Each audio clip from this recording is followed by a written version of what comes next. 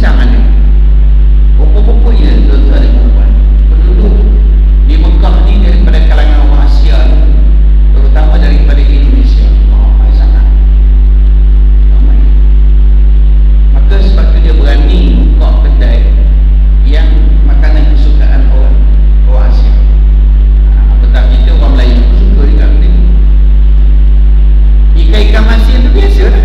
Orang Arab ikan masin dia tak suka. Kami pernah goreng ikan masin di maktabah kita lah, di kitchen kita, di Jalan Muda Riak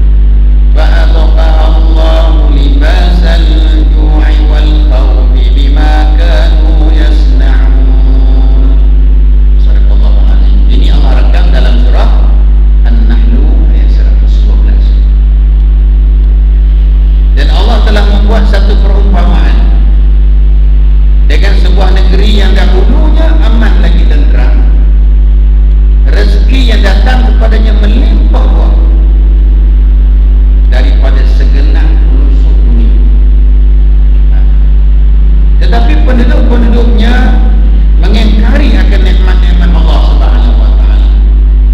Kerana itu Allah merasakan kepada mereka pakaian, kelaparan, ketakutan disebabkan yang selalu mereka buat. Jadi banyak dah keistimewaan yang Tuhan bagi kepada orang berada di sana. Tapi bila mereka tidak mengingatkan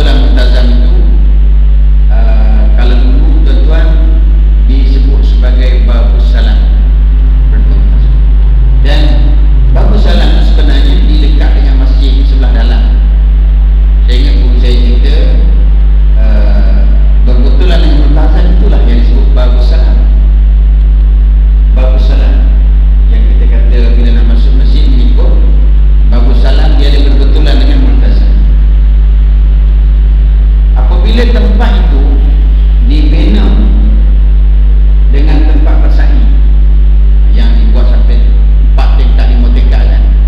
Jadi tanda-tanda sudah hilang. Dan itu orang mencari multazam tak jumpa. Sebab dia dah buat pembangunan di luar masjid, iaitu bangunan tempat bersaing. Tempat bersaing itu sebenarnya adalah di luar masjid. Contoh yang biasa pergi selepas pembinaan tempat bersaing, perasan tak dia tulis ada babu salam kan? Bila dia buat yang baru, dia tak ada dah tanda. Itu yang bila kita dah duduk di luar tempat bersaing, nak masuk babu salam ke dia dah tak tahu. Saya jemaah-jemaah bertanya, Ustaz, dalam kitab ada babu salam, nak masuk ke masjid sunat melalui babu salam. Babu salam tak mana dalam daripada sebuah marwah tu pintu saja. Dan saya tak tahulah bila dibina tempat yang baru, kalau katalah dia letak ke babu salam, adakah betul tempat itu yang makan babu salam? Saya tengok dalam direction gitu ya, dalam direction kalau kita tengok yang depan kita babu salam kan.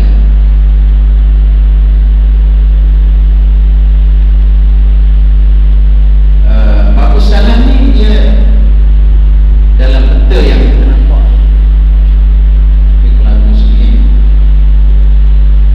Ini kalau tuan-tuan perhati, ini Hajar Aswad. Sebelah Hajar Aswad, sebelum nak pergi tempat Haji Ismail tu, ini dia bagi babu salam. Jadi berbetulan dengan babu salam ini, berbetulan dengan multazam ini, itu dikatakan babu salam. Arah berbetulan dengan babu salam dipanggil Sugulai. Sugulai. Dan arah daripada Sugulai itu akan pergi ke Jabal Nur, di direction ke Jabal Nur. Di Jabal Nur itu terletaknya Gua Hira, tempat Rasulullah menerima wahyu. Sugulai pula adalah tempat Rasulullah dilahirkan. Cuba kita tengok bagaimana Allah Ta'ala meletakkan Rasulullah ketika dilahirkan itu adalah berbetulan dengan babu salam, dan berbetulan pula dengan multazam. Ini arah Malaysia, arah multazam, babu salam, Sugulai tempat Nabi lahir, dan di belakang itu adalah Jabal Nur. Jabal Nur. Dan di atas Jabal Nur yang mungkin ada orang pernah panjang di sana, di situ letaknya Gua Hira. Dan Gua Hira itulah Rasulullah menerima wahyu yang pertama. Cuba kita dapat bayangkan bagaimana Tuhan menyuruh kekasihnya menerima wahyu daripada Allah di atas Jabal Nur. Dan Rasulullah memanjat tinggi, Jabal Nur itu mengambil masa dekat sejam untuk sampai di atas. Sekarang ni senang untuk tak sampai sejam, dan naik dulu susah sebab laluan tu akan sukar. Lah ni dah beribu dan beratus ribu orang naik. Kalau tuan-tuan rasa nak naik, nanti kena pergi lah sendiri. Tapi dia tidak ada package, kena pergi sendiri. Berhati-hati sikit sebab tak ada insurans. Takut terjatuh ke, terempak kepala kan.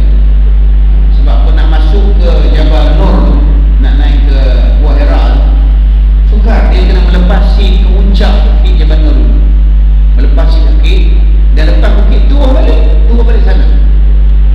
Dah turun kita corner ke kanan, lepas tu tak jumpa lagi gua.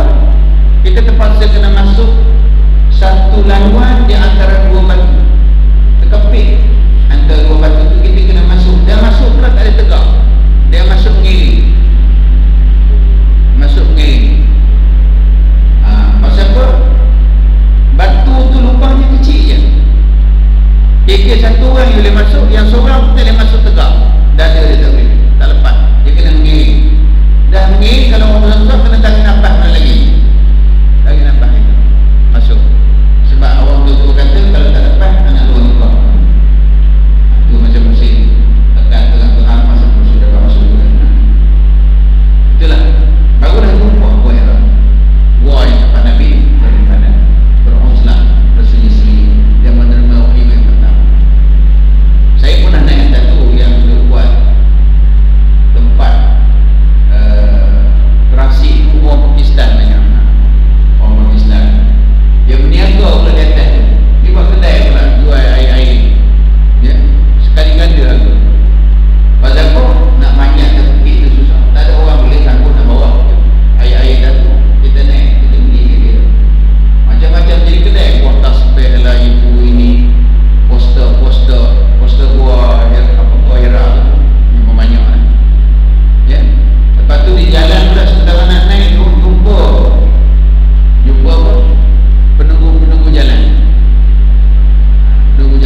volunteer juga penunggu jalan.